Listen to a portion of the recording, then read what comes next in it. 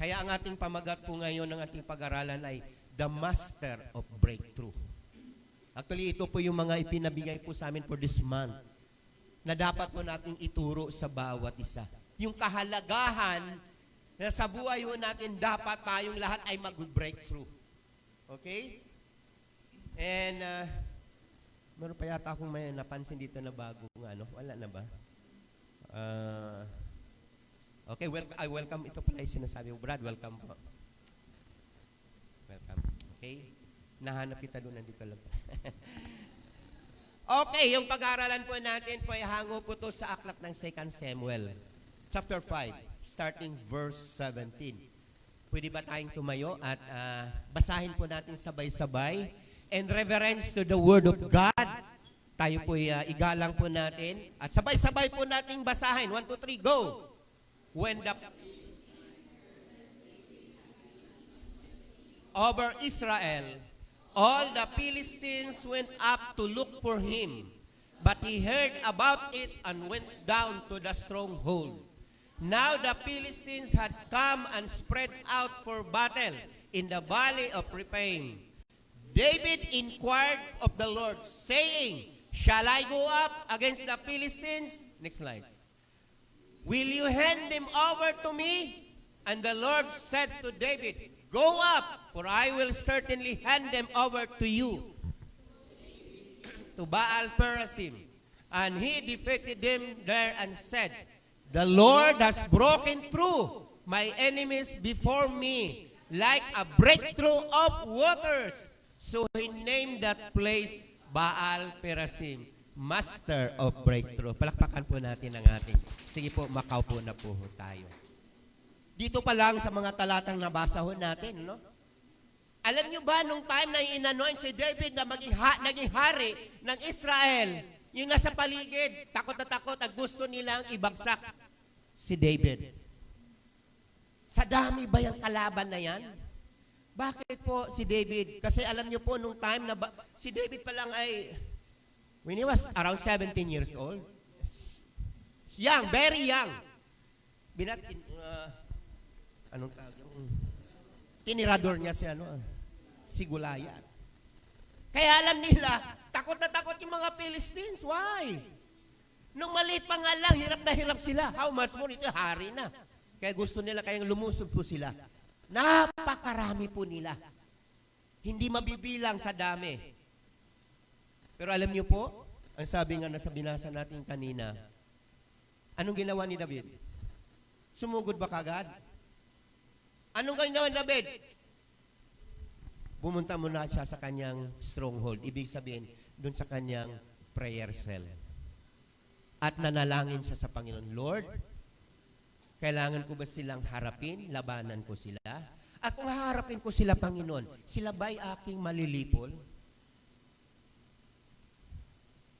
Tayo po ba, pag may problema, anong unang ginagawa ho natin? Anong ginagawa natin? Unang-una, yung totoo. Pag may problema, may bigat kang kinakaharap, sinong una natin nilalapitan? Si Lord dapat. Amen. Kung wala tayong pera, wala tayong pambayad ng kuryente, bills po natin lahat, tuition, sinong unang kinakausap po natin? Si Baybum?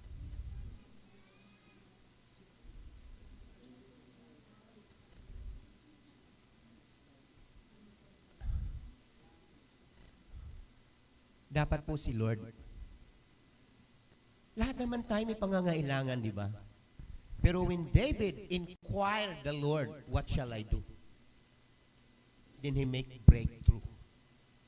Pag breakthrough, ang sabi nga po doon,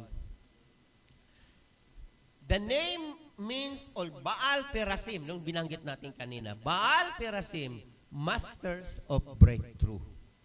Kaya the Bible records so many instances where God is demonstrating His power to bring breakthrough in seemingly impossible situations. Tayo din sa buhay natin.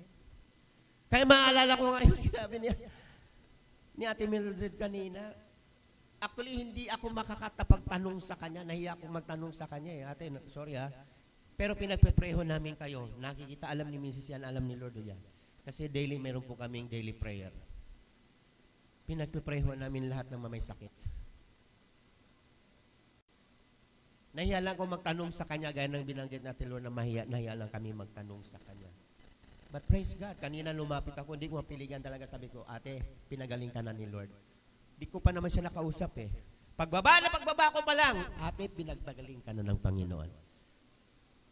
Kaya ang breakthrough po makikita po natin, mga kapatid. What is breakthrough? What is breakthrough? Unang-una, physical, dalawang breakthrough. Physical breakthrough and spiritual breakthrough. Kaya makikita po natin yung kahalagahan. A breakthrough is a dramatic development. Yan. A sudden shift. A move beyond an obstacle. It's the yes. Ang sabi doon, it's the yes. You hear after a year hearing a chorus of no.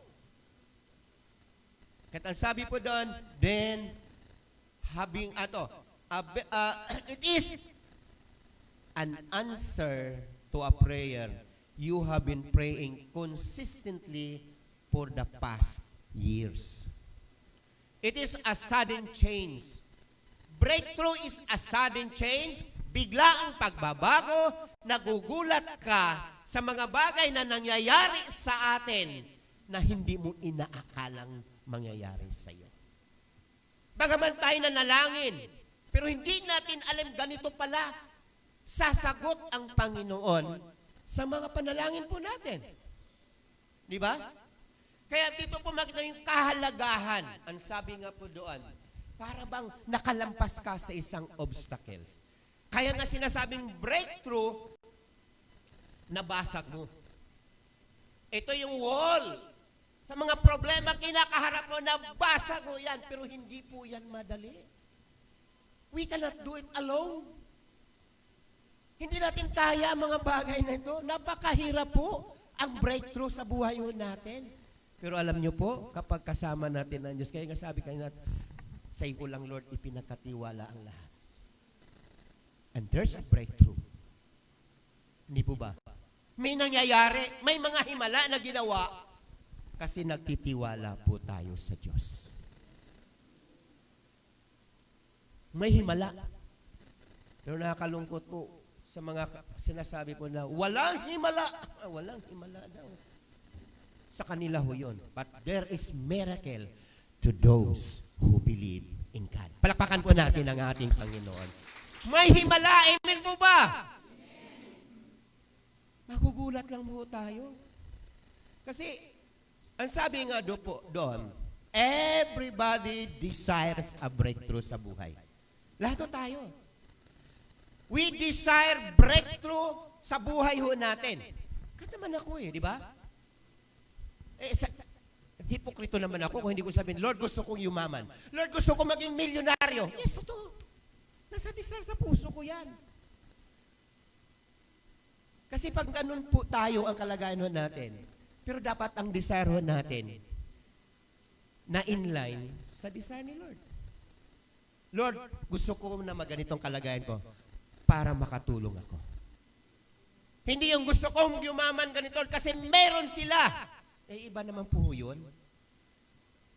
Pag sinabi ho natin breakthrough, ang sabi nga po doon, it is a major achievement or success that permits further progress. A breakthrough is a step forward. Isang hakbang patungo sa tagumpay. A breakthrough is a leap forward. Breakthrough. May napopromote. May nagkukuliheyo, hindi naman nag-high school. Nasa breakthrough, hindi po ba? Ano yung tawag niyan? Yung ALS. Anong tawag? Alternative Learning School. ALS. You leap forward. You step forward. There's a breakthrough. Or there is a discovery. Mayroon tayo na discovery sa buhay natin. O may na-discovery ka na isang kayamanan. And there's a revolution. A breakthrough. Maraming pwede nating sabihin, maraming pwede nating gawin or bigyan ng daan o pansin or bigyan ng meaning ang isang breakthrough. Nagtagumpay tayo sa buhay, nalampasan natin ang mga problema. Nagbalikan ang mag-asawang matagal na naghiwalay. Bumalik ang prodigal son na sa tagal na panahon, iniintay ng kanyang tatay na bumalik. Pero nung bumalik, anong ginawa ng tatay? Tinaboy ba? No! He welcomed. And there's a breakthrough na ginawa ng batang ito. He decided to go back to his father. Kaya nagkaroon ng breakthrough ang kanyang buhay. Una, from riches to rags. Pero nung na-realize nila siya naghihirap na up to the point na nakikipag-agawan na sa pagkain ng kanin ng baboy. Na-realize niya, sa tahanan ng aking ama, maraming pagkain. Babalik na lang po ako. Babalik ako. Babalik ako sa tatay ko. Nagkaroon siya ng breakthrough sa buhay niya. Na-realize yung kanyang pagkakamali. Sometimes tayo, kapag hindi na tayo, nandun na tayo sa kalagayan na nalugmok na tayo, ayaw mo nang bumangon. Ayaw mo nang magsikap na bumangon. Nadapa ka na, ayaw mo nang bumangon. Nadapa na ako, dito na lang ako. Pero hindi yan ang nais ni Lord. Kasi there is still so much breakthrough sa buhay ho natin na dapat po natin malalampasan. Amen? Anong problema kinakaharap po natin ngayon? Marami. Iba-iba ang problema na kinakaharap po natin ngayon. Pero isa lang ang solusyon yan. Ang Diyos lang po. Now, fast forward. Magpa-fast forward tayo. Ang sabi nga po doon, breaking through is never easy. It takes God's enabling grace. Slide number 9. Personal determination and a kind of holy discontent. Meaning, you simply become sick and tired of being stuck. Yung bang, nakakasawa na itong buhay kung ganito na lang ako? May pag-asa pa ba ako? Pero sabag at biyaya ng Diyos at yung personal determination ho natin na tayo makaahon sa kalagayan na yan. Makawala ka sa tanikala ng kalaban. Doon sa kanyang entanglement. Yung ginagapos ka ng kalaban, dito ka na lang. But God wants us to be free from all this entanglement sa buhay mo natin. Kapagod po, nakakapagod pag tayo po'y patuloy na lang na, ang sabi na, talunan ako. Ganito na lang talaga ako. Pero kapatid, walang talunan ng mga anak ng Diyos. Amen po ba? Walang talunan sa mga anak ng Diyos. Why? We are all victorious. Our God is a conqueror God. And we are all victorious. Kaya hindi pwedeng sabihin na talunan ako. Hindi pwedeng sabihin na ako'y talunan, ganito na lang ako, ganito. No. Hindi yan ang plano ni Lord sa atin. Napakaganda ng plano ni Lord sa atin. And how do we position ourselves for a breakthrough? Handa po ba tayo na magkaroon ng breakthrough sa buhay natin? Handa po ba tayo? Pag-aralan po natin to. How? Number 1. Basic. Pakibasa. 1, 2, 3. Go.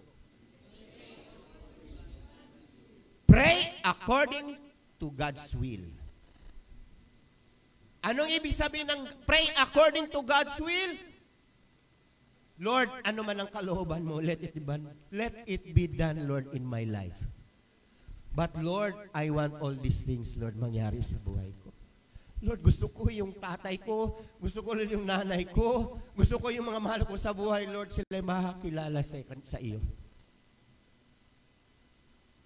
And that's the will of God na bawat pamilya ay sama-sama na nagpupurit, sumasamba sa Diyos. At it should begin with ama ng tahanan. Sa ama ng tahanan, nag-uumpisa na ang buong pamilya ay sama-samang magpuri at sumamba sa Diyos.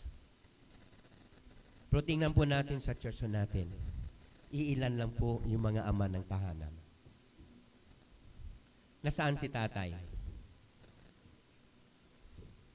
Sorry ha? Because tatay is the head of the family. At ang tatay po, dapat siya pong mangunguna ng kanyang buong pamilya ay magpupurit sa samba sa Diyos. Mga anak, nasaan po yung mga tatay natin? Pinagpipray niyo po ba? Pinagpipray niyo po ba yung mga tatay natin, yung pamilya ho natin na sila, Lord, nawa ay makakasama namin at makarinig na yung salita? Kaya I really praise God kahapon. Every Saturday na po, meron na po kaming Bible study po. Sa isang company, ng empleyado ay mahigit 30 katao. At hindi lang ho, naka-online pa sila, naka-Zoom pa, naka-hook doon sa aming Bible study. Kasi 4 na area po yung kanilang company. And I really praise God. Mga tatay lahat yun. Kaya sabi ko, tuwan-tuwa ko, Lord, nawa itong mga tatay na ito. Na alam ko naman po, Panginoon, na ito wala pa talaga ang puso nila sa iyo. Nawa, Lord, you will make them, Lord, as your channel of blessing sa kanilang pamilya ng mga taong ito'y makakilala sa Diyos. Makikita mo naman ang kanilang mga itsura, mga workers, laborers. Pero alam niyo po, hindi po pumipili ang Lord kung anong klaseng tao ka. God chooses an ordinary people. God chooses an ordinary person to do extraordinary job para sa Kanya. Amen? Ikaw yun, tayo yun, bawat isa sa atin gagamitin ng Panginoon. Who am I? Lord, sino ba akong gagamitin mo? Wala akong alam, Lord. Pero alam niyo, pag dinidesire natin, nagpagpagamit ka, at manalangin ka sa Panginoon, Lord, use me. Use me, Lord. Sa paraan na gusto mo, na kaya ko, Panginoon. Hindi naman kailangan mag-preach kayo dito. Hindi na kailangan. Hindi ho kailangan maging pastor po kayo para ibahagi ang salita ng Diyos. Kayo mismo, yung buhay ho natin, makikita nila na tayo ay binago ng ating Panginoon. Pray according to God's will. At magkaroon po tayo ng breakthrough sa buhay ho natin. Kapatid ho natin yan. Breakthrough. Magtiwala ka lang. Sundin mo lang yung sinasabi ni Lord. There's a breakthrough na nag-iintay sa atin. Amin po, mga kapatid. Kaya makita ho natin yung kahalagaan. John 1 John chapter 5 verse 14, since we have this confidence, we can also have great boldness before Him. For if we ask anything agreeable to His will, He will hear us. Verse 15, and if we know that He hears us in whatever we ask, we also know that we have obtained the request we asked of Him. From the Passion Translation Bible. Alam nyo, ang sabi nga po doon, na sa paglapit natin sa Diyos, there's a confidence. May confidence ka na lahat ng nilalapit mo sa Diyos ay tutugunin ng Diyos in His perfect time. He, ang sabi nga doon, He will hear us. Matagal po kami nagpe-pray ho dito. Lord, magkaroon na po kami ng second service, extension service, outreach. Although mayroon na tayo sa Pusawan, pero hindi pag-aano talaga establish to tayo kasi wala tayong place. Pinapipreho natin yung iba't ibang mga lugar, sa barangay, sa school, andyan na. But God's still preparing us. Then one day, last week, tumawag sa akin yung kaibigan ko. Siya po dating in charge po sa Light TV Foundation. They came here 2020. Kasagsagan po ng pandemic. At namimigay po sila ng 50 na mga ayuda, grocery, bigas, at iba pa mga kagamitan. Dito sa lugar nito, 50 families po, sila po yung pumunta ho dito. At nagulat lang ko last week, tumawag sa akin, Pastor, naalala mo ba ako? Sino po to? Sige, no, si Sister Lorraine. Ganun. Ayun dating pastor sa Light TV Foundation at nandito na po ako sa JIL, sa isang company ng JIL Development Corporation. Kami po, pastor, ang mga nagkukontrata ng interior design ng mga project ng DMCI. DMCI is a big company at marami po silang ginagawang mga condominiums. At sila po yung nag-interior design. And I really praise God. Yung may-ari po ng company is a born-again Christian. But he is not a JIL. Pero ang dinadala niyang company, Jesus is Lord Development Corporation. Wow. He declared that Jesus is Lord, although he is not a JIL, a born-again Christian, na born-again po siya sa ibang bansa. He is a 33 years old, binata, at napakayaman. There's a breakthrough. It's a breakthrough. Magugulat ka na lang, kapag sumunod tayo sa Lord, there's a breakthrough. We pray, Lord, magkaroon tayo ng extension. O ngayon, sabi ko sa akin, Pastor, pwede mo nang gawin ang company ito na extension service ninyo. Bible study lang muna tayo. Then gusto ko po, Pastor, as we go on, every Sunday, gawin na po nating regular na Sunday service. Sabi ko, Lord, prepare our leaders. Prepare our leaders! Handa ba kayo?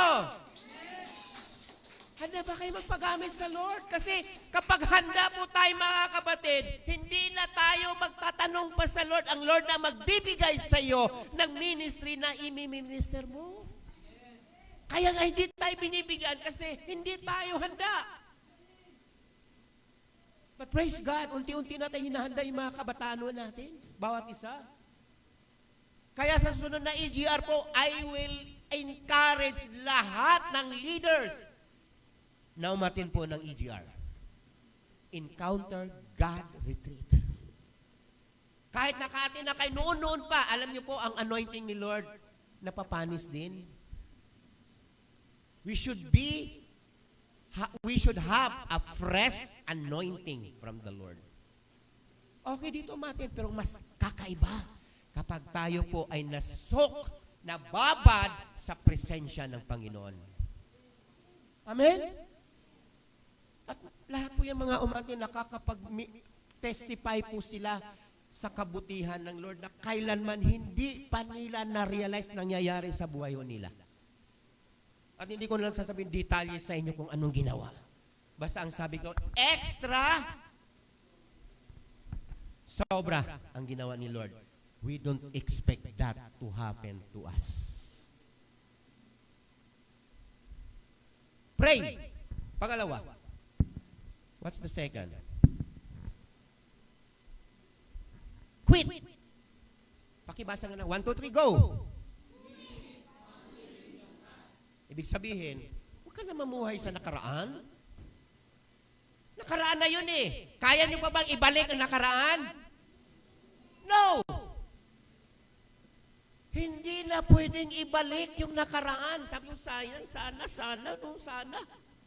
Hello? Sana kung siya na lang ang sinagot ko na siya maging asawa ko. Sorry po. joke lang. Sana mayaman ako. Joke lang yun. Hindi naman yung ibig sabihin ko. Di ba? Sana kung noon ay ganito. Sana noon pa ako nagpagamit sa Lord. Sana. Pag sinabing sana, ano ibig sabihin yan? Parang nagsisi, di ba? Nagsisisi ka. Nanghinayang sa panahon na lumipas, na iginugugol mo sa mga bagay na yan, pero walang nangyari. Sayang. Kaya tuloy yung kanta niya nung sayang eh. Kasi naman may kanta nun. Mayroon pa kay Claire de la Puente. Pero yung mga millennials, sayang na sayang. Pero yung doon sa mga luma, sayang. Yan yung Quit pandering. Lalo-lalo na kapag pinapander mo, inaalala mo yung na-hurt ka, iniwan ka ng boyfriend mo, iniwan ka ng asawa mo, patuloy mo pang inaalala hanggang ngayon, hindi ka makamove on, kapatid. Hindi ka makamove on. Sino makaka-move on dito na iniisip niya yung dati nang nangyayari sa kanya? Patras yung iniisip mo. Ang gusto nyo Lord, papantiho tayo. Sorry ha. Wala ho tayong pinatamaan dito. Pero kung bato-bato sa langit, ikaw natamaan, ikaw na nga yun. Quit wandering. Sa totoo lang po ha, minsan maalala ko rin yan eh. Maalala ko rin yan. Alam mo yung mga bagay na, sayang kung ito pala ano. Di ba? Pero isang bagay na hindi ako nang hinayang. Yung naging napangasawa ko, yung aking sarap si Hoteo.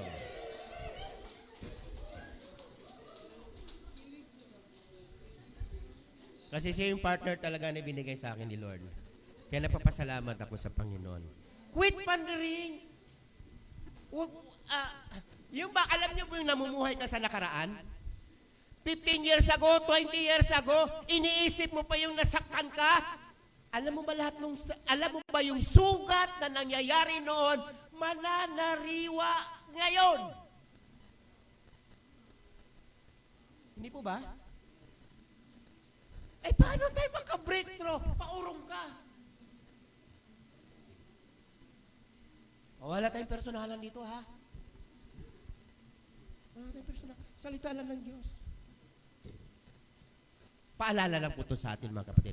For us, na maposisyon tayo sa gagawin ni Lord. Ihanda sarili natin sa gagawin ng Panginoon sa atin na tayo makapag-breakthrough. Amen. Okay. Number 3. Lapit na. Gusto ko itong iwanan ko sa inyo mga bagay nito. Kasi, number 3, pakibasa. 1, 2, 3, go.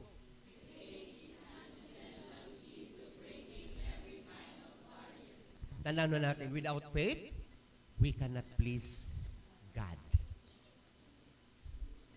May pananampalataya ka na kayang gumawa ang Diyos ng himala breakthrough sa buhay mo. Kailangan ng faith natin. Palakasin, pairalin natin ang faith because Christians do not live by what we see. Christians live by faith. We live by faith. Kasuhot natin.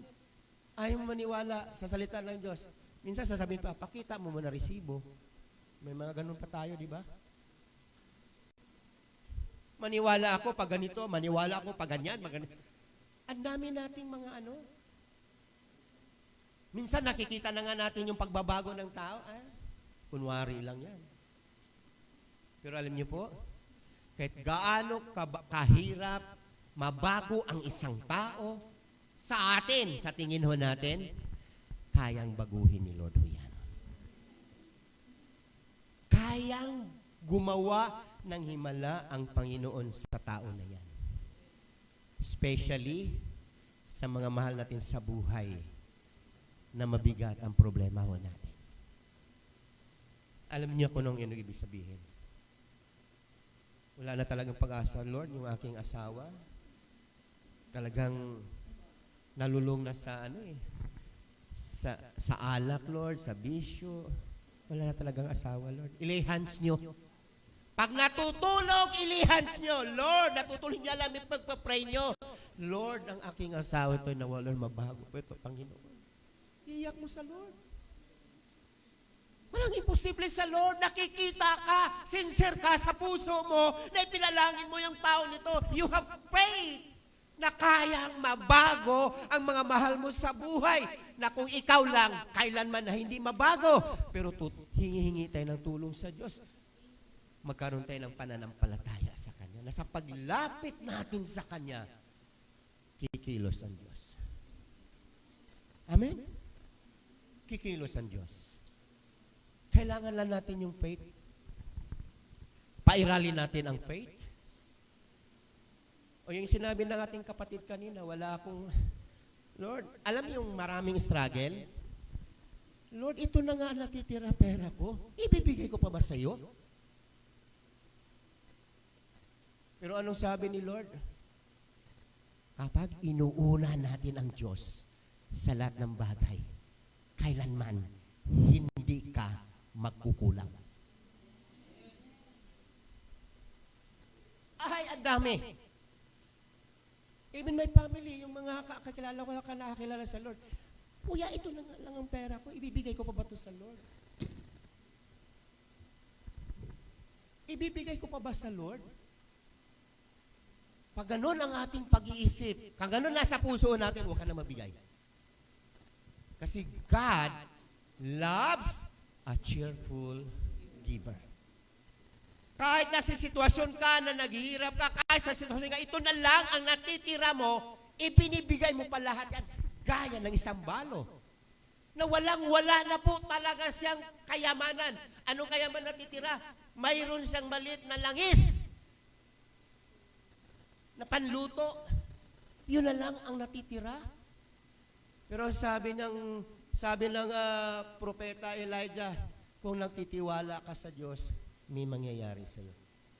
Ano bang kayamanan meron ka pa? Anong meron ka pa ngayon? Nasa maliit na lalagyan ng langis. Ang sabi ng propeta, go to your neighbors and borrow. Kahit anong botelya o bote o whatever na mahihiram mo, dalhin mo rito. Alam mo gumawa ni Malang, Lord?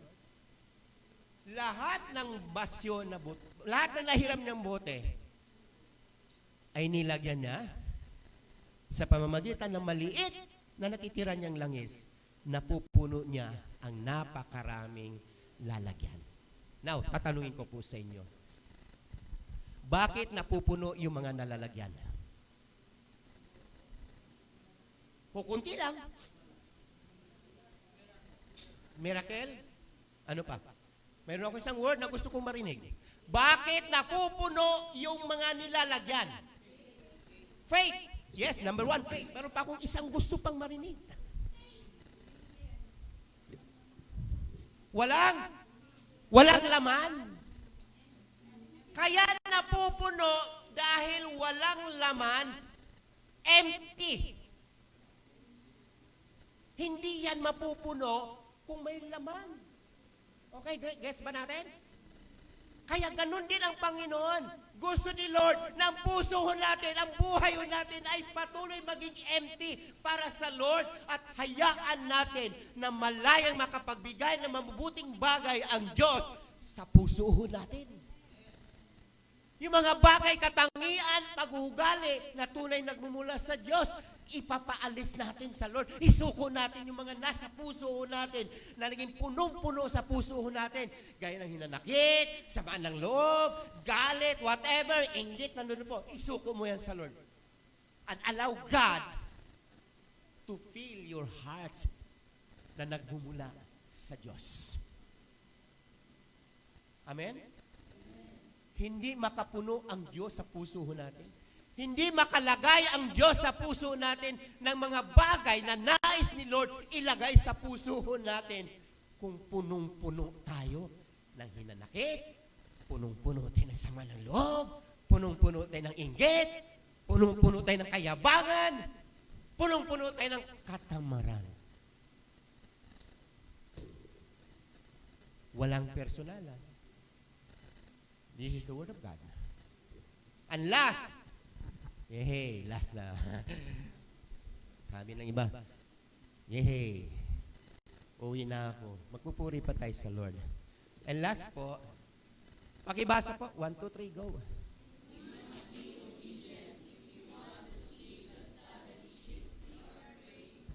Obedient. What is, class? What is obedient? Pagsunod. Yan. Obedient is obeying what the Word of God says. Doing what the Word of God says. Okay. Now, ang tanong, ginagawa po ba natin? Ginagawa po ba natin? Alam nyo ba, ang salita ng Diyos ay hindi madaling susundin. Paki-plus nga, Joel, yung Luke chapter 6, verse 27 hanggang 28. Dito tayo magtatapos. Ito yung madalas ko sinasabi. But for the sake, sa paalala ko sa lahat, kasi ito po yung example ng obedient po natin sa Lord. Para maging handa ang puso natin sa breakthrough na gagawin ng Diyos sa atin. Tingnan natin. Luke, sorry. Tama, Luke chapter 6, verse 27.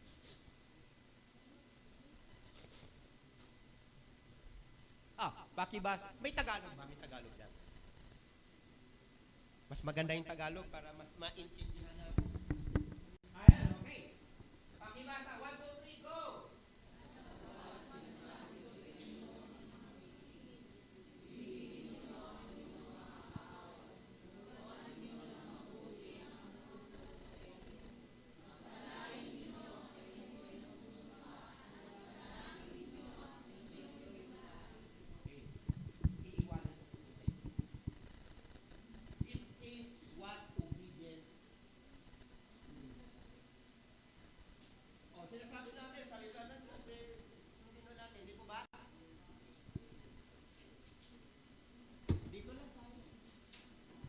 Bagsak na po tayo dito.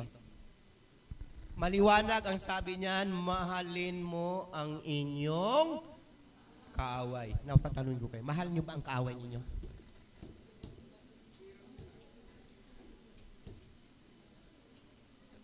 Napakahirap nga, sabi ko sa inyo, napakahirap sundin ang salita ng Diyos. But, ang sabi ng Panginoon, if you want breakthrough, obey my commands. And this word is a command. The word of God is not given us just like a multiple choice. Sa exam, di ba may multiple choice? Example niya, may questionnaire, tapos 1, 2, 3, o ABC, select, choice, multiple choice. Pero sa salita ng Diyos, walang multiple choice. The Word of God is a command for us to follow. Nothing more, nothing less. Now, ang tanong ko kanina, kaya ba natin mahalin yung mga kaaway natin? Kaya ba natin gawa ng mabuti yung mga taong napupuot sa atin? Kaya ba natin pagpalain yung mga sumusumpa sa inyo? Kaya ba natin ipanalangin yung mga nagagalit sa inyo? Yun lang po ang tanong na gusto ko pong iwanan sa inyo. Sagutin nyo na lang po yan with the Lord. Obedient. If we want to break through, release hatred. Kaya nga sabi ko sa inyo kanina, hindi makakapagpuno ang Diyos sa puso natin ng mga mabubuting bagay kung punong-puno tayo sa puso natin ng mga bagay na hindi nagmumula sa Diyos. You want breakthrough? Hala, ayun yung breakthrough? Do you want breakthrough? Lahat tayo ay nais natin magkaroon ng breakthrough, pero mayroon po tayong kondisyon at yung panghuli, we must be obedient to the Word of God. Yung iba madali lang, pray, madali lang mag-pray. Pananampalataya, madali lang. Pwede kong gawin yung do not ponder with yung mga, wag mo nang balikan pa yung mga nakaraan. Madali ho yun. Pero ito, obedient. Pag-ubiho natin sa salita ng Diyos, medyo mabigat. Di ba? Kuya, mahirap yun. Totoo yun. Pero alam nyo, ang sabi nga natin, breakthrough is never easy. But with God, who is in us. At inaalaw natin ang Panginoon na kumilos sa puso natin. Kaya natin gawin ang mga bagay na ito. Ano, nahihirapan kayo? Nahihirapan tayo. Kahit ako nga, pag nakarinig nga lang ako ng hindi maganda, tumagataging ting-ting ako eh. Thank you po, brad. Di ba? Kayo, pag may narinig sa inyo, oy, gwapo! Oy, ganda! Ano sinasagot nyo? Mas maganda ka. Diba? Pag sinabi mo, ay, pangit, mas pangit ka. Ganun lang yun, baliktad. Diba, ganun tayo? Aminin na yun natin. Lahat po tayo ay may pagkukulang at nais ng Diyos na tayo makawala sa ganitong mga bagay. Palakpakan po natin ang ating Panginoon.